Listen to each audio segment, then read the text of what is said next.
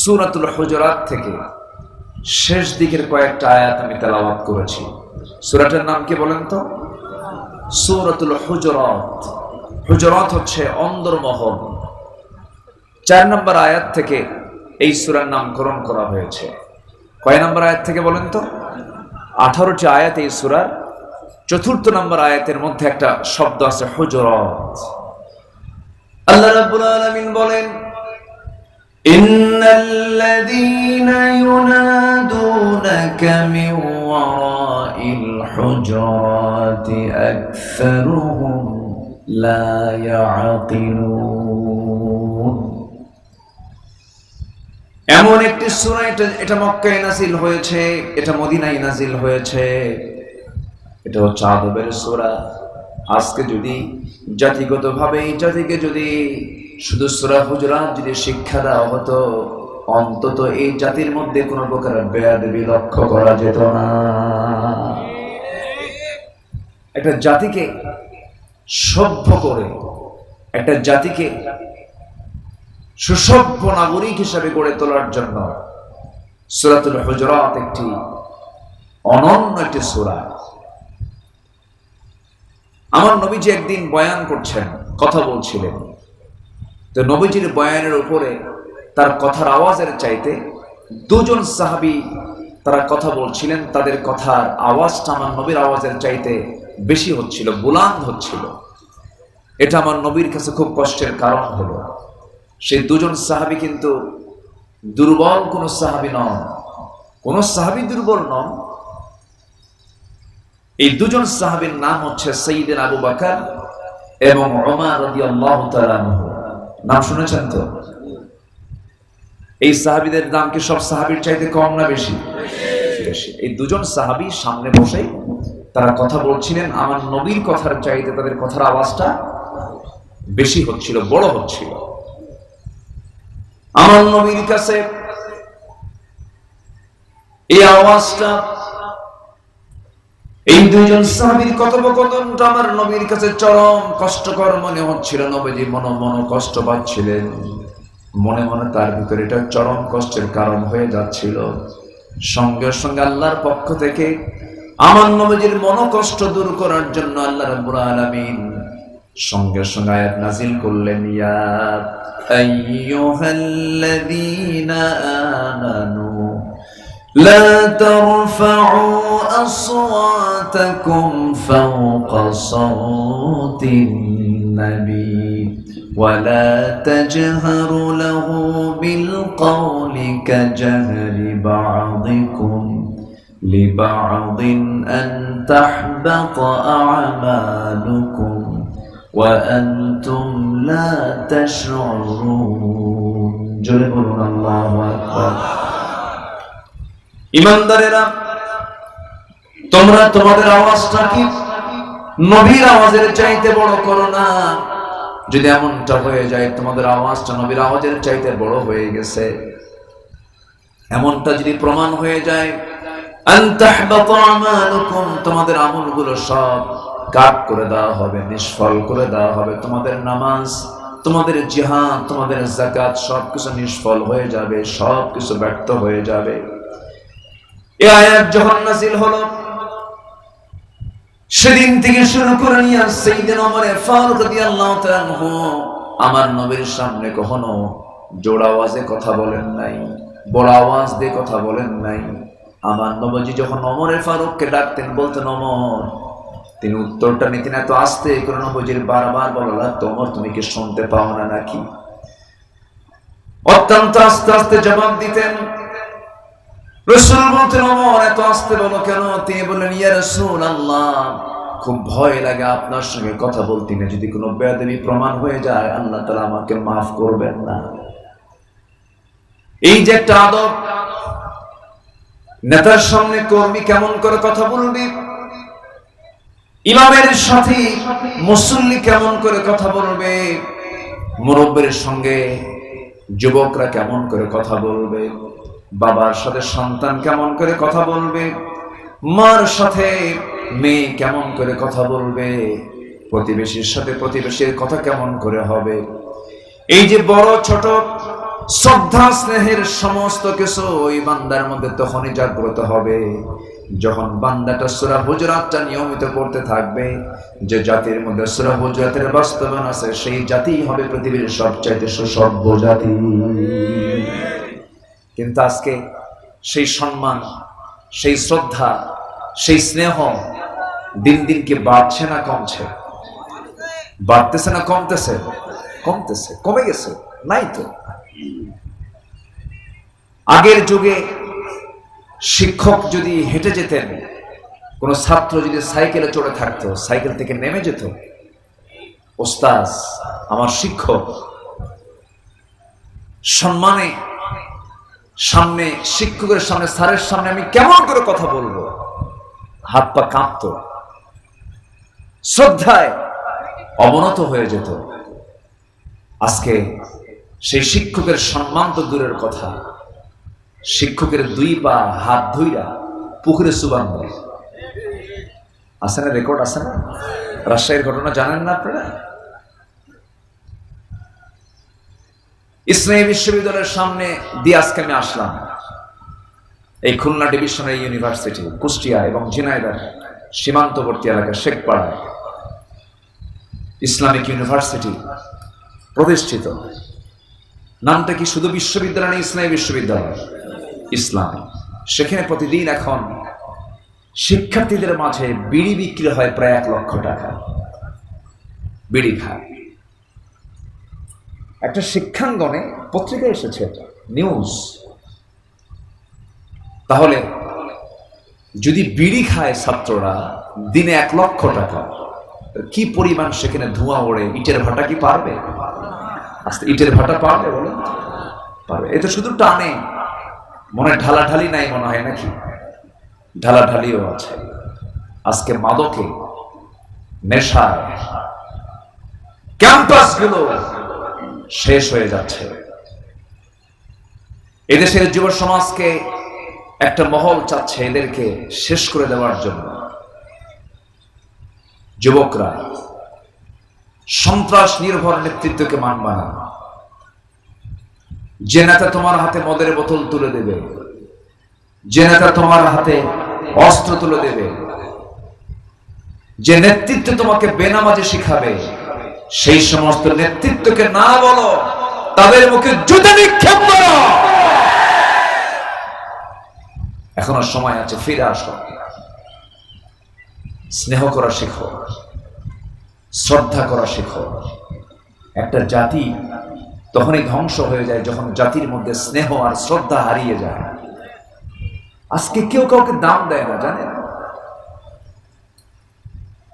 শ্রমিকের সাথে মালিকের সম্পর্ক ভালো না, মালিকের সাথে শ্রমিকের সম্পর্ক ভালো না।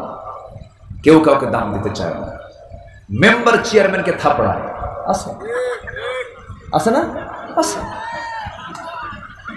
একটা মেম্বার চেয়ারম্যানকে থাপড়ায়।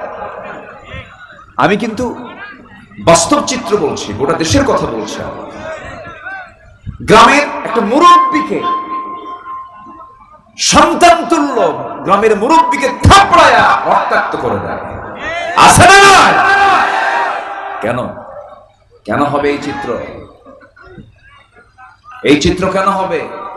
এটার মূল কারণ হলো আমরা কোরআনের শিক্ষা থেকে কাছে না দূরে। আসতে বলবেন না, কাছে না দূরে। তাহলে আজকের যে শিক্ষিত আমরা, এর চাইতে আমার দাদার যুগই ভালো ছিল। আমার দাদার যুগই ভালো ছিল। দাদার যুগে কেজি স্কুল ছিল না, ছিল ফোরকানিয়া মাদ্রাসা, মক্তবখানা ছিল, ঠিক কিনা? আমার দাদি, লাগবে না, আমার দাদি মক্তবখানায় কোরআন শিখেছেন, আমার দাদা মক্তবখানায় কোরআন শিখেছেন। কিন্তু আজকে সেই জায়গা দখল করেছে কেজি স্কুল। কেজির ওজন বেশি না শেরের ওজন বেশি? কেজির ওজন বেশি। এই জন্য বাচ্চার গায়ের যে ওজন, তার থেকে ব্যাগের ওজন বেশি। এতগুলো বই, ওর কাম সারা, পিঠ তো শেষ। এত বই লাগবে না। শিশুর বিকাশের জন্য, শিশুর স্নেহ শ্রদ্ধার জ্ঞান অর্জন করার জন্য বেশি কিছু লাগবে না। আগের যুগে দেখেন রাজা বাদশাদের মধ্যেও কেমন চরিত্র ছিল। মোগল সম্রাট তার সন্তানকে ওস্তাদের সামনে পড়তে দিয়েছেন। মোগল একজন সম্রাট, মোগল সাম্রাজ্যের একজন সম্রাট তার সন্তান অর্থাৎ রাজপুত্রকে পড়তে দিয়েছে হুজুরের কাছে। হুজুর হুজুর পানি চাইছেন, ওজুর পানি শুধু ওস্তাদের সামনে দেয় নাই, সেই রাজপুত্র ওস্তাদকে ওযু করার জন্য পানি ঢেলে ঢেলে দিচ্ছেন।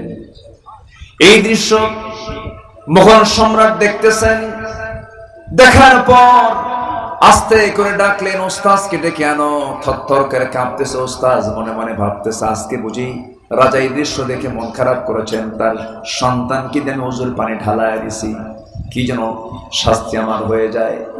মোগল সম্রাট বলছেন, ও কোরআনের খাদেম, কোরআনের ওস্তাদ, আমার সন্তানটা আপনার খেদমত করতে গিয়েছে, কিন্তু সেই খেদমত আমি সন্তুষ্ট হই নাই। কেন, কি হয়েছে?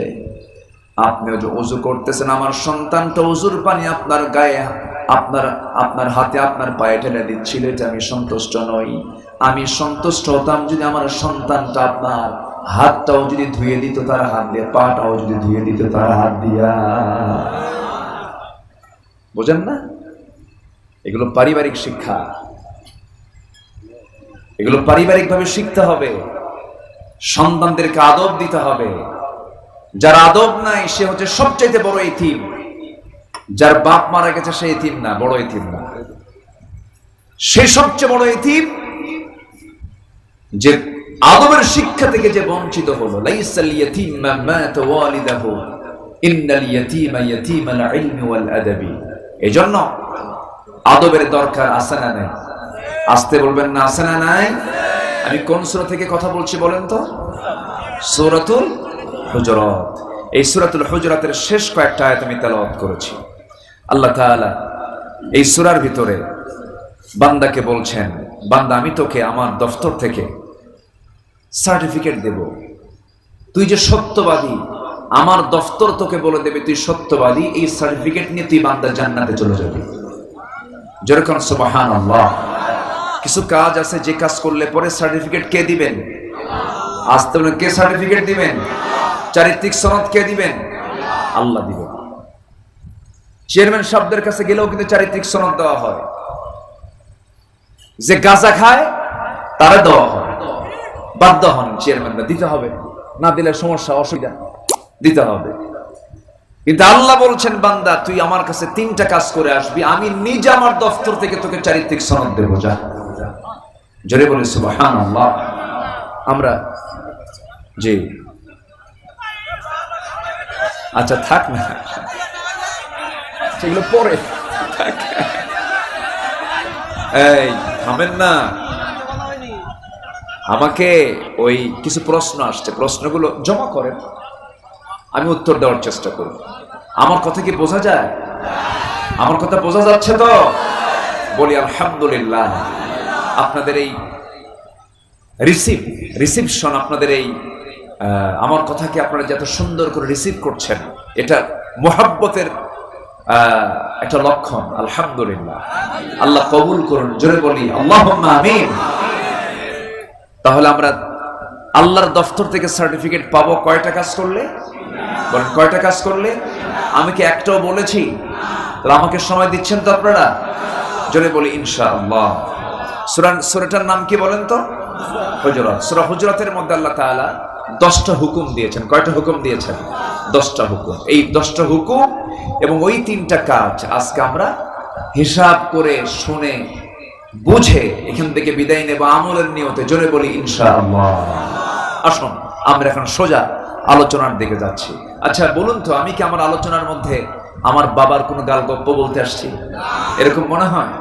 আমার যারা আলোচনা শোনেন তো তারা কি কখনো দেখেছেন আমার কথার মধ্যে কোনো বেহুদা বাজে কোনো কথা আমি কখনো বলেছি? আমি বলিও না। আমার দেশে এমনও বহু আলোচক আছে, তারে নারে বান্দরে কলা খাইছে এন্দুরে, মঞ্চ ওঠে মাইক টাইক ফাটায় ফেলে, শব্দ মানে শব্দ বোমা আওয়াজ দিচ্ছে। আছে না নাই বলেন তো? ঠিক না? এখানে বসেও এখানকার একটা নির্দিষ্ট হক আছে না নাই বলেন তো? একটা নির্দিষ্ট হক আছে। আসুন আমরা সেই আলোচনার দিকে আস্তে আস্তে চলে যাচ্ছি। বসেন। জি ভাইজান বসেন। জি বসেন, ফাদ্দাল বসেন। মাশকুর। আল্লাহ রাব্বুল আলামিন বলেন, ইন্নামাল মুমিনুনা আল্লাযীনা আমানু বিল্লাহি ওয়া রাসূলিহি সুম্মা লাম ইয়ারতাবু ওয়া জাহাদু বিআমওয়ালিহিম ওয়া আনফুসিহিম ফি সাবিলিল্লাহ উলাইকা হুমুস সাদিকুন। জোরে বলুন আল্লাহু আকবার। সূরাতুল হুজুরাত আয়াত নাম্বার 15। আল্লাহ রাব্বুল আলামিন এখানে বলছেন, ইন্নামাল মুমিনুনা আল্লাযীনা, নিঃসন্দেহে মুমিন তো তারাই, আল্লাযীনা, যাদের ভিতরে এক নাম্বার গুণ যাদের মধ্যে পাওয়া যাবে, যারা ঈমান আনবে কার উপরে? আস্তে বলবেন না, কার উপরে? আল্লাহর উপর ঈমান কি জেনে মজবুত হবে না না জেনে মজবুত হবে? জেনে মজবুত হবে। আল্লাহকে চেনার জন্য সবচেয়ে বড় মাধ্যমটা কি বলেন? আল্লাহর সবচেয়ে বড় পরিচয় আমরা কোথায় পাই? কোরআনে পাই। এই কোরআনকে আপনি 3 ভাগ করবেন। 3 ভাগের 1 ভাগ জুড়ে আল্লাহ রাব্বুল আলামিন তার নিজের পরিচয়টা দিয়েছেন। এর মানে হলো তাওহীদের কথা আসছে 1/3। কোরআনের 10 পারা জুড়ে আল্লাহ রাব্বুল আলামিন তার পরিচয়টা দিয়েছেন। এইজন্য আল্লাহ তাআলা বুঝাচ্ছেন, বান্দা তুই আমাকে চিনলে পরে পৃথিবীর কোনো মহব্বত তোর ভালো লাগবে না। আমাকে তুই চেনার চেষ্টা কর, আমাকে তুই বোঝার চেষ্টা কর, আমাকে তুই জানার চেষ্টা কর। আমি যদি তোর পছন্দের হতে পারি, আমি যদি তোর খুব কাছের হতে পারি, পৃথিবীর কেউ তোর আপন হতে পারে না। ওরে বান্দা, আমি তোর একমাত্র আপনজন রে। তোর তো কোনো অস্তিত্ব ছিল না, সবাইকে নির্গত। 1 ফোঁটা পানি থেকে আমি তোকে বানিয়ে দিয়েছি, অনস্তিত্ব থেকে অস্তিত্ব দিয়েছি, নিষ্প্রাণ থেকে প্রাণ দিয়েছি। হাল আতা আলাল ইনসানি হিনুম মিনাদ দাহরি লাম ইয়াকুন শাইআম মাযকুরা। তোমার কোন উল্লেখযোগ্য পরিচয় ছিল না, আমি তোমাকে অস্তিত্ব দিয়েছি। তোমার ছোট্টবেলার কথা তুমি মনে করো। তুমি সন্তানের বাপ হয়েছে, একটু ফিল করার চেষ্টা করো। এত অসহায় তুমি ছিলে। 1 ফোঁটা নাপাক পানিকে সক্রিয় করে সেটাকে জামাত রক্ত করেছি, গোশতের টুকরা করেছি, আজমা করেছি, ফাকাসাউনাল ইবাম লাহমা, গোশতের টুকরা বানায় দিয়েছি। 2 মাস 3 মাস যখন চলে গেছে, মার পেটের মধ্যে আমি আল্লাহ প্রাণটা ফোকায় দিয়েছি। অ্যাবর্শন করে দুনিয়া থেকে তোকে জন্মের, এই দুনিয়াতে আসার সুযোগটা নাও দিতে পারতাম। তোর চোখের সামনে কত সন্তান মৃত হয়ে মার পেট থেকে বের হয়ে যায়। বান্দা, আমি তোকে কত কষ্ট করে আমি এই দুনিয়ার জাগতিক জীবনকে ভোগ করার জন্য তোর যৌবন দিয়েছি, তোর জীবন দিয়েছি। চোখের জায়গায় চোখ দিয়েছি, কানের জায়গায় কান দিয়েছি, নাকের জায়গায় নাক দিয়েছি, হাড়ের জায়গায় হাড় দিয়েছি, হাতের জায়গায় হাত দিয়েছি, পায়ের জায়গায় পা দিয়েছি। আল্লাহ রাব্বুল আলামিন বলছেন, বান্দারে আমাকে চেনার জন্য নাই বলেন, ঈমান নাই। আবার অন্যদিকে তাকান, নবীজি যখন বিয়ে করলেন 25 বছর বয়সে, খাদিজাকে বিয়ে করে নিলেন তার আপন চাচা আবু তালেবের পরামর্শে। আবু তালেব বলে ফেললেন, ও ভাতিজা মুহাম্মদ, আমার জানা মতে তুমি আমার কাছ থেকে যদি পরামর্শ নিতে চাও, বিয়ে যদি করতে চাও, আমার পছন্দ এই মেয়েটাকে। কারণ এই মক্কা নগরে খালিদের কন্যা খাদিজার চাইতে উত্তম গুণবতী রূপবতী নারী এই মক্কা নগরে একটাও নাই। তুমি তাকে বিয়ে করে নাও। নবীজি ছিলেন 4র্থ স্বামী, ছিলেন 4th হাজবেন্ড তিনি ছিলেন। বিধবার পাশে তিনি দাঁড়ালেন, বিধবাকে তিনি বিয়ে করলেন। আমার বন্ধুগণ, বিশ্বমানের বিশ্ব নবী তার জীবনটা শুরু করেছেন একজন বিধবাকে বিয়ের মধ্য দিয়ে। 25 বছরের টকবকে যুবক রাসূলকে না বুঝে না জেনে অনেকে অনেক প্রকার মন্তব্য করে। মুহাম্মদ বিন আব্দুল্লাহ এতগুলো বিয়ে করলো কেন? নাস্তিকদের কথা কিছু আছে না বলেন তো? এতগুলো তিনি বিয়ে করলেন কেন? তার জীবনে 13টা স্ত্রী আসলো কেন? এগুলোকে লম্বা করে নাটক বানায় নবীর বিরুদ্ধে এক শেষ পর্যন্ত এমন কথা অনেকে বলার সাহস তুলে ফেলে। তারা বলে রাসূল নাকি নারী পিপাসু ছিলেন, নারীর প্রতি তার টান ছিল, এমন জাতীয় কথা বলে। বুঝে না বুঝে বলে। তাই যদি হতো, রাসূল তার জীবন শুরু করেছেন একজন বিধবার পাশে দাঁড়ায়া। নবীর বয়স 25 বছর, খাদিজার বয়স 40 বছর এবং খাদিজা তার জীবদ্দশায় আমার নবীজি তাকে 24 বছর কাছে পেয়েছিলেন। 24 বছরে তিনি দ্বিতীয় কোনো বিবাহ করেন নাই। আমার রাসূল মাঝে মাঝে বলতেন, সাহাবীরা, আমার খাদিজা যদি জীবনের শেষ সময় পর্যন্ত থেকে যেত, আমার আল্লাহ আমাকে দ্বিতীয় কোনো বিবাহের অর্ডার দিতেন না। আমার নবীজি বিয়ে করেছেন, বাকি যে বিয়েগুলো করেছেন সম্পূর্ণ আল্লাহর অর্ডার ছিল। আম্মা জান খাদিজাকে বিয়ে করেছেন হাদিসকে সংরক্ষণ করার জন্য। এমন করে সব স্ত্রীগুলোকে তিনি বিয়ে করেছেন আমার আল্লাহ তাআলার ইঙ্গিত ছিল, হিকমত ছিল, শরীয়তকে পরিপূর্ণ করার দরকার ছিল। আল্লাহ তাআলা এই জন্য তাকে বিয়ে করায় নিয়েছেন, তিনি বিয়ে করে নিয়েছেন। আমার বন্ধুগণ কিন্তু না বুঝে অনেকে এই জাতীয় কথা বলে। আমার বন্ধুগণ, রাসূলকে নিয়ে এই জাতীয় কথা বলার মতো কিছু কুলাঙ্গার আমার দেশেও আছে না নাই? আসতে বলবেন না, আছে না নাই? কিছু ব্লগার, আত্মশিক্ষিত নাস্তিক কিছু আমার দেশে জন্ম নিয়েছে। রাসূলকে নিয়ে তারা রুটিন ওয়ার্কের মতো কথা বলে। আমার কলিজার চেয়েও প্রিয়, আমার জীবনের চেয়েও প্রিয়, যাকে হাসরে লাগবে, মিজানে লাগবে, সেই রাসূলকে নিয়ে আমার দেশের নাগরিক হয়ে যারা কথা বলে, অবশ্যই তাদের পিছনে একটা অপশক্তি আছে না নাই? একটা অপশক্তি আছে না নাই? সেই ব্যক্তি সহ সেই অপশক্তির বিরুদ্ধে আমাদের রুখে দাঁড়ানোর দরকার আছে না নাই? আছে না নাই? কোন কোন নবীর প্রিয় প্রেমিক আছো, রাসূল সেনা আছো, ওই সমস্ত বাতিলদের বিরুদ্ধে মোকাবেলা করতে দুহাত উঁচু করে দেখান মুসলমান।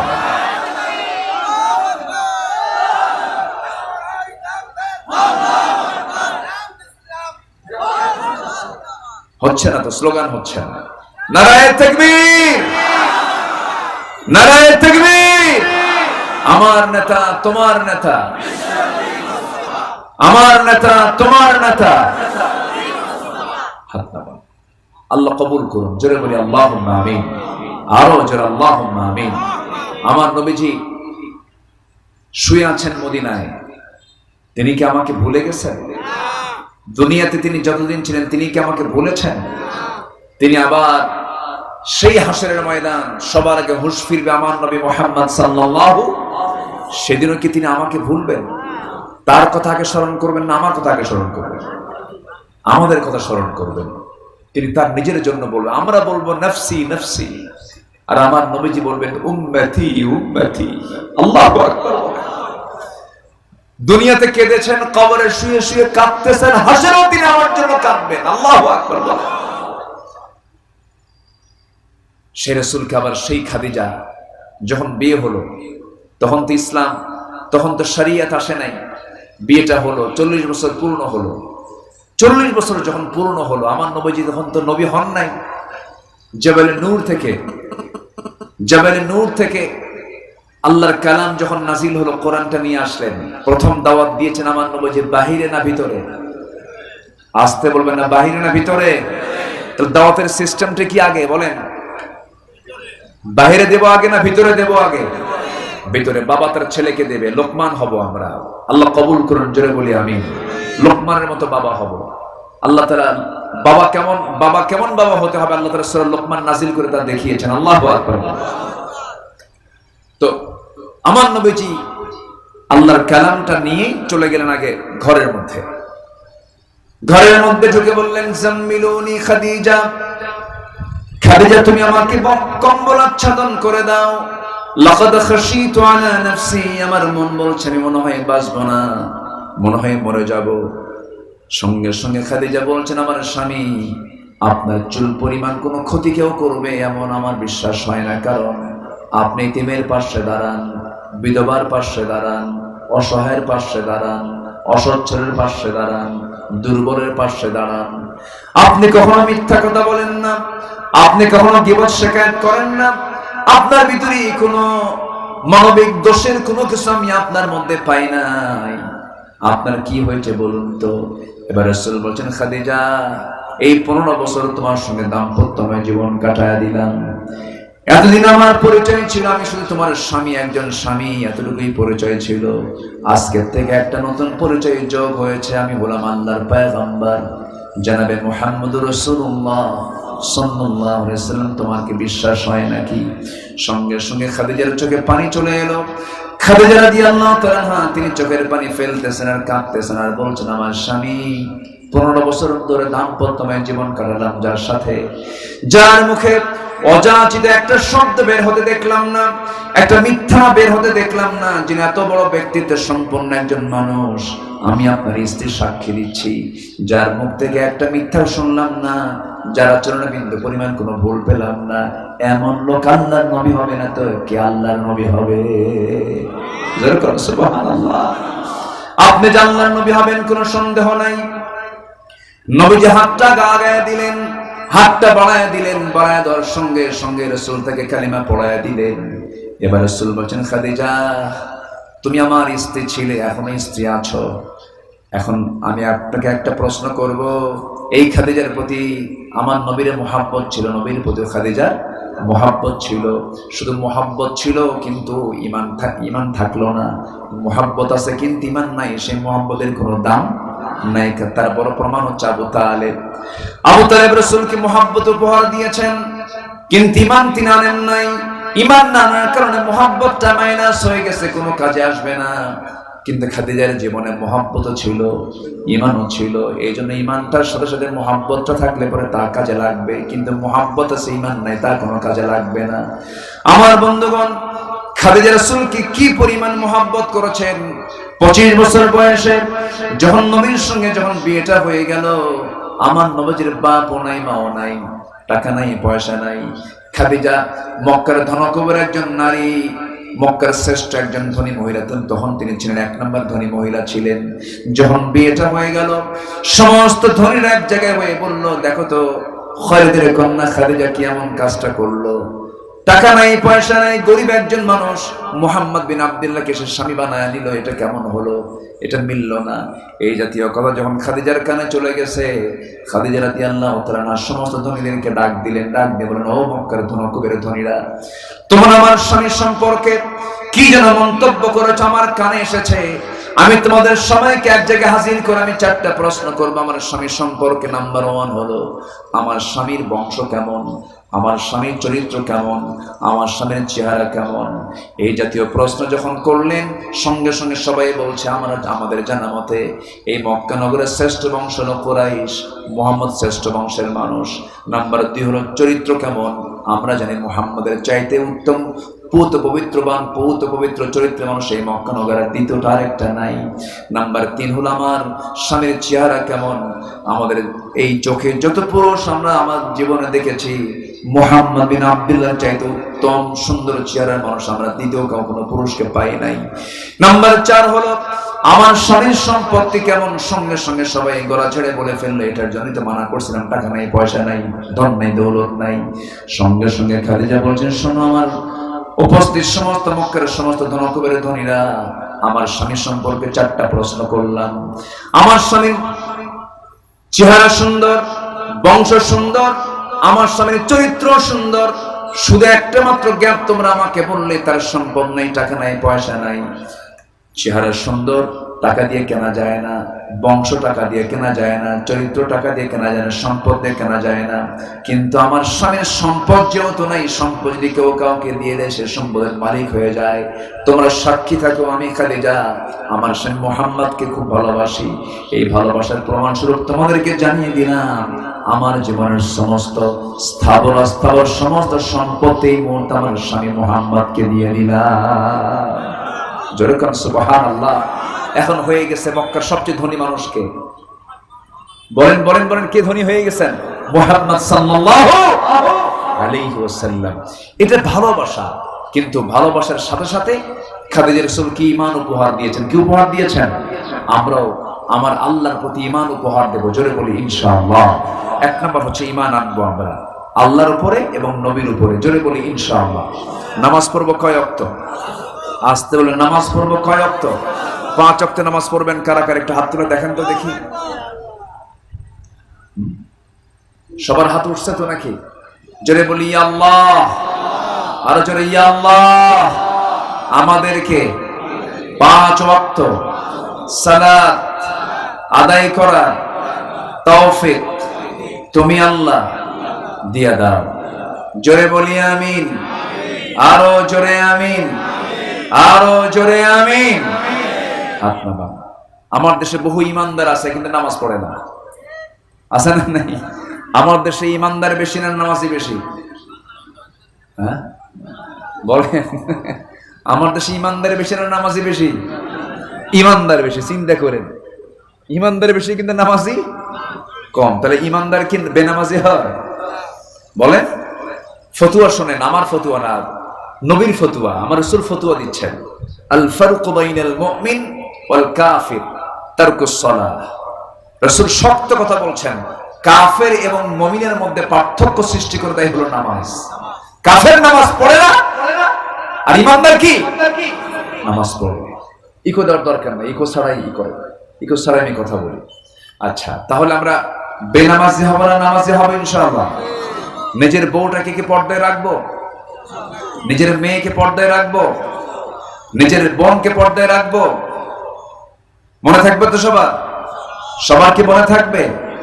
14 জন পুরুষ ছাড়া পৃথিবীর সকল পুরুষের সাথে প্রত্যেক নারীর পর্দা করাকে ফরজ কে করে দিয়েছেন? আসতে বলবেন না, কে করে দিয়েছেন? তবে দুলাভাইয়ের সঙ্গে দেখা করা জায়েজ আছে? হ্যাঁ হ্যাঁ আছে, দেখা করা জায়েজ। কিন্তু দুলাভাইয়ের সঙ্গে পর্দা কয়জন করে বলে? বরঞ্চ দুলাভাই শালীকে বলে, এই হুন্ডায় ওঠ, হ্যাঁ ওঠ হুন্ডায়, ধমক মারে। এখন শালীকে কি করবে? এলাকে কি বলে? শালী কয়তো নাকি? শালী এখন কি করে? ধমকের ঠেলায়। ঠিক আছে, দুলাভাই উঠতেছে, হুন্ডায় চললো, ভাবতেছে দুলাভাই মানুষ, গায়ের সঙ্গে গা লাগলে কেমন হয়, একটু দূরেই বসে, একটু গ্যাপ রাখে যে গায়ের সঙ্গে যেন গা টাচ না লাগে। দুলাভাই এমন দুলাভাই সামনে যে এমন ব্রেক মারে, গ্যাপ পুরো আছে না? তো আছে। এই গ্যাপ পূরণ করার কোন সুযোগ দেওয়া যাবে? দেওয়া যাবে যাবে না। পর্দা, কমপ্লিট পর্দা অবলম্বন করতে হবে। আল্লাহ তুমি এলাকার মা বোনদেরকে দিন মেনে চলার তৌফিক দিয়ে দাও। জোরে বলি আল্লাহুম্মা আমিন। মন তো চাচ্ছে অনেক কথা বলি, বলবো আরো? কারো কোনো সমস্যা নাই তো? তাহলে আল্লাহ তাআলা সার্টিফিকেট দিবেন কয়টা কাজ করলে পরে? বলেন কয়টা কাজ? আমি একটা বলেছি, আর কয়টা আছে? দুইটা আছে। সূরা হুজরাতের কয় শিক্ষা? বলেন কয় শিক্ষা? একটাও কি বলছি? একটাও বলিনি, মানে সাজানো ভাবে একটাও বলিনি। বলেছি গীবত করো না, এটা হচ্ছে সর্বশেষ। এর আগে আরো 9টা আছে, এটা বলিই নাই। এটা কি আজকে বলবো? আমি তো এরকম শ্রোতা পাইনি কোথাও। আপনার এলাকার মানুষগুলো এত ভালো, মাশাআল্লাহ। সবাই থাকবেন আপনারা? এখনো আছেন আপনারা? সময় দিচ্ছেন আমাকে? জোরে বলি ইনশাআল্লাহ। আল্লাহ কবুল করুন। কোন সূরা বলেন তো? সূরা হুজুরাত। আমি একটু শ্রোতাকে মুখস্থ করায় ফেলি, এটা আমার মানে চেষ্টা। আমি শ্রোতাকে মুখস্থ করায় ফেলি যেন এই কথাটা যেন মনে থাকে। আমরা কি বেয়াদব হবো না আদব হবো? সূরা হুজুরাত কি শিখায়? বলেন কি শিখায়? আদব শিখায়। একদিন আবু দারদা রাদিয়াল্লাহু তাআলা আনহু সাইয়েদনা আবু বকর সিদ্দিক রাদিয়াল্লাহু আনহুর সামনে সামনে হেঁটে হেঁটে যাচ্ছেন, সামনে সামনে হেঁটে হেঁটে যাচ্ছেন। আমার নবীজি বলে ফেলেন, আবু দারদা তুমি কোন ব্যক্তির সামনে দিয়ে হেঁটে যাও? তুমি কি জানো আমার আবু বকরের দাম কত? মা তলাতিশ শামসু ওয়ালা গরাবাত, কোন সূর্যোদয় হয়নি, অস্ত যায় নাই, সেই ব্যক্তির উপর দিয়া যে আবু বকরের চাইতে উত্তম হতে পারে। আমার আবু বকরকে ডিঙ্গি তুমি সামনে যেতে পারো না, তুমি পিছিয়ে পিছিয়ে থাকো। এই যে আদবগুলো আল্লাহ রাব্বুল আলামিন সূরা হুজুরাতের মধ্য দিয়ে শিখিয়ে দিয়েছেন। বাবার কথার আওয়াজ বড় হবে না, ছেলের কথার আওয়াজ বড় হবে। বলেন বলেন বলেন। আর এখন সমাজে কার কথার আওয়াজ বড়? বলেন ছেলের কথার আওয়াজ বড়। আপনি বলেন স্বামীর কথার আওয়াজ বড় হবে না বউয়ের কথার আওয়াজ বড় হবে?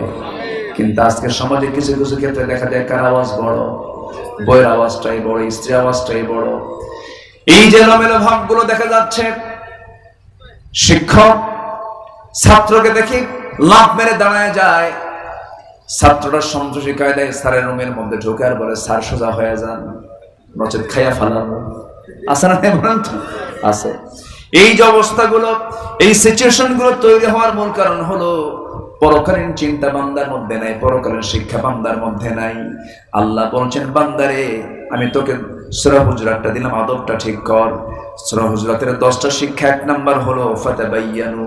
1 নাম্বার হলো তোমরা ডিসকাস করবে, তদন্ত করবা, কোনো কথা শোনা মাত্রই বিশ্বাস করবে না। আপনার কাছে কেউ নিউজ নিয়ে আসছে, সেই নিউজটা শুনে আপনি হেরে যাবেন না, আগে আপনি বর্ণনা করতে যাবেন না। একটা নিউজ চলে আসছে, এটাকে শুনবেন, সময় দিবেন, তদন্ত করবেন, ডিসকাস করার পর সত্যাসত্য যাচাই করে এরপরে আপনি বলবেন। না বললে এটা আপনার জন্য গুনার কারণ হয়ে যাবে। নাম্বার 2 হলো ফাসলিহু, সংশোধন করতে হবে। দুজনের মধ্যে কোনো গন্ডগোল লেগেছে, গন্ডগোলটাকে বাড়ানো দরকার না, সংশোধন দরকার, সংশোধন দরকার। দুইজনের মধ্যে সেই বান্দার সবচেয়ে শ্রেষ্ঠ বান্দা, রাসূল বলেছেন 2 বান্দার মধ্যে গন্ডগোল হলো, এই বান্দার মধ্যে যে বান্দা সংশোধন করার জন্য যে আগে 1 কদম ফেললো, আল্লাহ তাকে সবচেয়ে বেশি সওয়াব দিয়ে ভরপুর করে দেয়। যার মুখে সরি আছে, সে পৃথিবীর কোথাও ঠকবে না। স্বামী স্ত্রীর মধ্যে দ্বন্দ্ব লেগেছে, দেখবেন স্বামীও বাঁকা হয়, বউটাও বাঁকা হয়। এই স্বামী স্ত্রীর দ্বন্দ্ব চেয়ারম্যান মেটাতে পারবে না, কোনো হুজুর মেটাতে পারবে না। যে স্বামী স্ত্রীর মধ্যে দ্বন্দ্ব হয়, দ্বন্দ্ব মেটানোর জন্য স্বামী স্ত্রীর মধ্যে একটা গুণ সবসময় রাখতে হবে, সেটা হলো ভুল হওয়া মাত্রই বলতে হবে সরি, আমাকে মাফ করে দাও, ভুল হয়ে গেছে। এই কথাটা যে বান্দার মধ্যে বেশি বেশি থাকবে, যে বান্দির মধ্যে বেশি বেশি থাকবে, আল্লাহর কসম করে বলি দুনিয়াও ঠকবে না, আখিরাতেও সে ঠকবে না। কি কথা কি ক্লিয়ার? বউ একদিকে থাকে, স্বামী আরেক দিকে থাকে। তোরে ছাড়বো আমি, আবার স্বামীকে তোরে ছাড়বো আমি, তাহলে কি বলেন তো, এটা কি উন্নতি হলো না ক্ষতি হয়ে গেল? ক্ষতি হয়ে গেল। বাস একটা ভুল হয়ে গেছে, সরি, আই এম সরি, আমাকে মাফ করে দাও, আই এম সরি, আমি ভুল করেছি, আমাকে মাফ করো। এই কথা বলার পরে শয়তান আর ওই জায়গায় কোনো প্রকার গুতাগুতি করার সুযোগ পায় না। বাস, তাহলে কি স্বামী স্ত্রী দ্বন্দ্ব মেটানোর জন্য কি একটা ওষুধ কি পাইলাম আমরা? পাইছি তো। এখন এই সরিটা বলবে কে, বউ না স্বামী? বউ না? বলেন বলেন, সরিটা কে বলবে? আচ্ছা, স্বামী স্ত্রীর মধ্যে দ্বন্দ্ব লেগেছে, এর মধ্যে সমাধান করার জন্য, এর মধ্যে সমাধানের জন্য এগিয়ে আসবে বউ আগে না স্বামী আগে? হ্যাঁ, দেখেন দুজন একসাথে হয়। এই ভালো করে কন না, স্ত্রী আগে কিসের? স্ত্রী কি আপনার নেতা নাকি? নেতা আপনার স্ত্রী আগে আসবে না? স্বামী স্ত্রীর মধ্যে দ্বন্দ্ব লেগেছে, এই ক্ষেত্রে দ্বন্দ্ব নিরসন করার জন্য উদ্যোগ নিতে হবে আগে কার? কি নেতা নেবে না কর্মী নেবে? বলেন বলেন বলেন, ইমাম নেবে না মুসল্লি নেবে?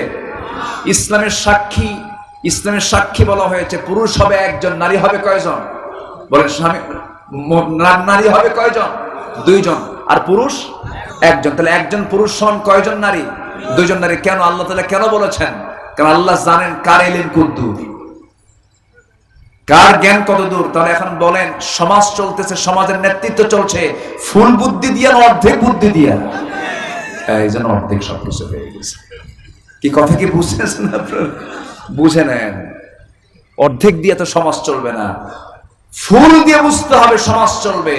অর্ধেক বুদ্ধি দিয়ে নেতৃত্ব হবে না, পরিপূর্ণ বুদ্ধি দিয়ে নেতৃত্ব তৈরি করতে হবে মুসলমান। কষ্ট পাচ্ছেন নাকি আপনারা?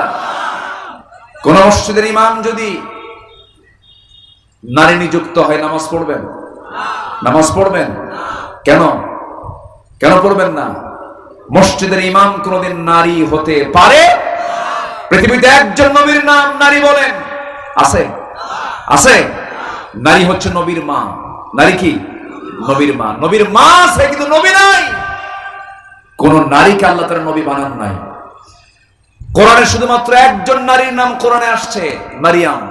আল্লাহ তাআলা এই নারীর নামটাও নিতেন না, কিন্তু নিয়েছেন কেন? তার সন্তান ছিল, বাপ ছাড়া। সন্তানের পরিচয় দিতে হবে ঈসা ইবনে মারিয়াম। এই জন্য আল্লাহ তাআলা মারিয়ামের নামটা নিয়েছেন। আসিয়ার নাম নেন নাই, খাদিজার নাম নেন না, আয়েশার নাম, কোন মহিলার নাম আল্লাহ তাআলা কোরআনে উল্লেখ করেন নাই। নেতৃত্ব দেওয়ার জন্য কোন নবীকে আল্লাহ তাআলা নারী নির্বাচিত করেননি।